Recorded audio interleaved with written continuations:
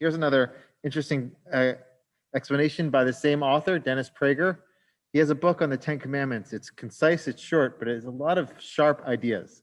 So here's another one. He says the language of the sixth commandment, kabed et avicha v'et imecha, respect your father and your mother.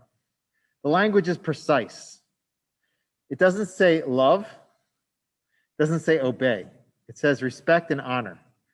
So oftentimes, depends who I'm talking to, I might highlight different parts. So I'm talking to my high school class, they're like, oh, I don't love them. They're this, they're that. So it's not about love. The mitzvah demands that you respect and honor them in your actions. You feel one way one day or another day, it doesn't matter. Respecting them means you do good things for them, you serve them, you help them in their time of need. On the other hand, it doesn't say obey. Why? There are times when you don't obey your parents, even if the mitzvah is to honor them. Here are a few examples. Let's say that they want you to spend money, put out a certain expense for them, but they have the money themselves. Or perhaps they don't want to spend that money, but they have it.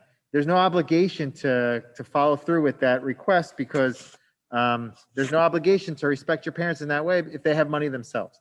If they don't, and you have the means, obviously you're supposed to help out.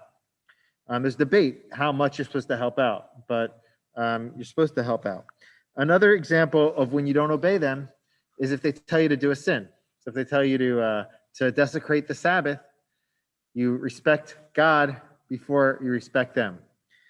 And lastly, and this is a kind of like, even in this case, you might not even have to show honor in a case where it's an abusive relationship, where it can affect you in many different ways. So you obviously don't have to obey them in those cases.